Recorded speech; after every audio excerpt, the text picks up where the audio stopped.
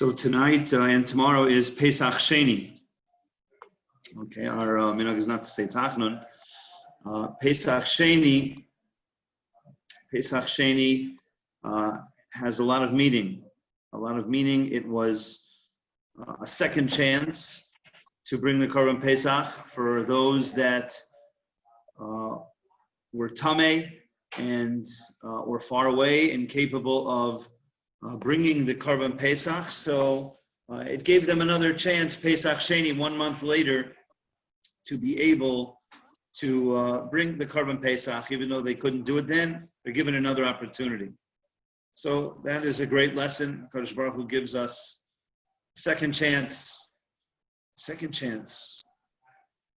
There's also a tremendous lesson in the background and history of Pesach Sheni. We find in Parshas Ba'aloscha that it says there were men that were tameh. Some say they were tameh because they were carrying the bones of Yosef. In any case, others say it was a meis mitzvah, someone who had known for them to tend to. And it said, "Vayomer ha'nasham ha'hema elov anachnu tmeim nefesh adam lama nigar al vilti hikriv."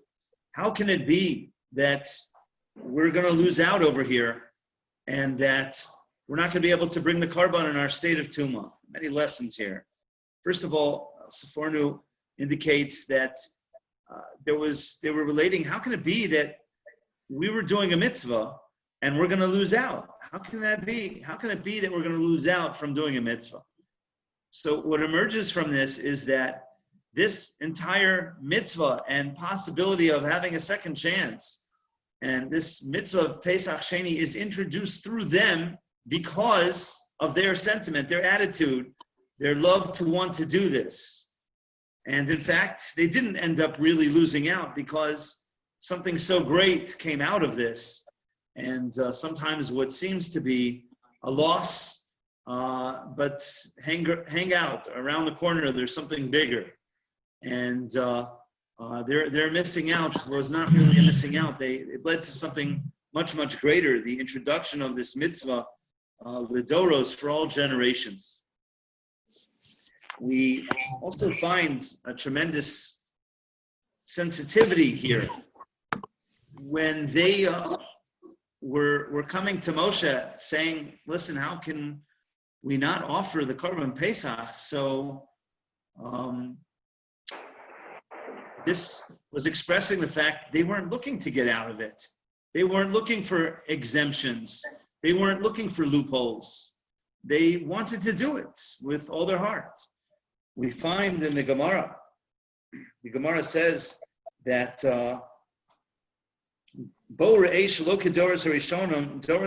see the difference between the earlier generations and the later generations. There's a halacha in Hilchos Meiser, tithing the produce, where you take off 10%.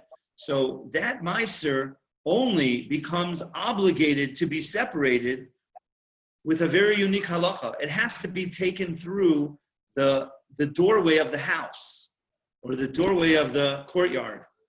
And if you don't do that, then it won't be obligated.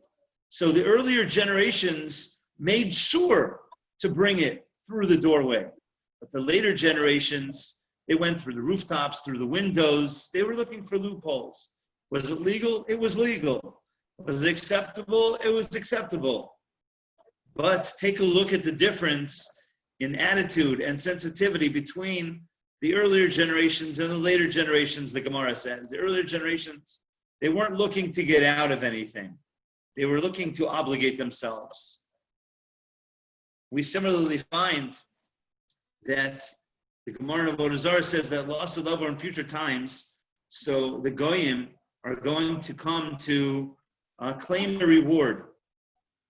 And they really don't deserve anything. They even stopped keeping the Sheva Mitzvahs B'nai Noach, the 7 Noahide laws. And Hashem says, okay, but I'll give you a chance. I'll give you a mitzvah of Sukkah. And they go to the rooftops, and Hashem made it very hot. And that exempted them, and they came out of the Sukkah, and they kicked it on their way out.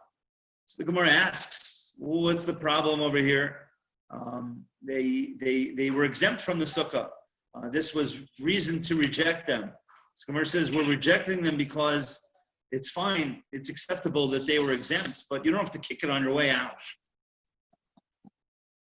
We too may be placed in such a very similar dilemma right now, where you may have, different attitudes. You can have one person who is just so pained. We wish we were in shul. We wish we were davening with a minyan, and it's painful, and it's hard to take. A person wants with all of his or her heart to have the shul open, but you may have another person. Hey, I could get used to this. Now I don't have any guilt for not going to minyan. I don't have any guilt for not going to a shir. So you can have two people experiencing the same situation and they're worlds apart. So we learned from the Korban Pesach, the Pesach Sheni, that even if we cannot do something, but we shouldn't be looking to get out of it. And we certainly shouldn't be rejecting, and we should be looking to do whatever we can. Sometimes we can't do it. If the answer is we can't, we can't. But so it is. But there's still yet another idea. They asked, maybe we could have some people that are tahar, and they could offer it on our behalf. Moshe Feinstein says it's a very clear halacha that doesn't work. What were they asking for? So he says something very interesting. He says they knew it wouldn't work, but they were trying to connect in some way. Maybe we can't offer it, and it won't technically count. But we're going to try to connect to the mitzvah in some way, whatever way possible. He says, as an example, a person may be in a situation where the doctor tells him he's not allowed to have the maror on Pesach. Doctor says he can't have it. It's life-threatening. He just can't. But maybe the doctor will allow him to have a little speck. And will that halakhically mean anything? No. He did not fulfill his obligation. There's a shear. There's a measurement. There's a required measured amount. But says Moshe Feinstein, even though there's no halakhic requirement, and he definitely must follow doctors, but if the doctor will allow him to have a little speck, and he'll say that'll be fine for you, so he should try to do what he can, even though it doesn't count at all as a mitzvah. But he's showing that he wants to do it. So we need to think about that as well. It's something to think about, some food for thought. Even if we can't go to the shul, even if we can't daven with the minyan. Perhaps what we're doing right here is carrying that sensitivity, even though we can't go, but we're trying to connect in some way possible, even though by no standard does this count as a minyan. Even if we would have 10, it's not a minyan. It just isn't. But maybe on some level, this is our way of showing that we're trying to connect. Maybe there are things that we should be thinking about, what we can do for the shul, for the community when the shuls are shut down. Something to think about, some way that we can connect, even though we're not able to be experiencing it in the way that we want to. So it's a great lesson from the Pesach Sheni over here. Wonderful mitzvah. HaKadosh Baruch Hu gives us a second chance, and we learn of the nature of the sensitivities of those people of that time.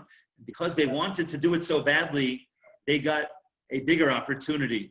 So we have an opportunity at hand to have the proper attitude and proper sentiment. And when we do what we can to connect in a proper way, again, even if the answer is no, but something that we do showing that we really aren't looking to get out of it and take the easy path.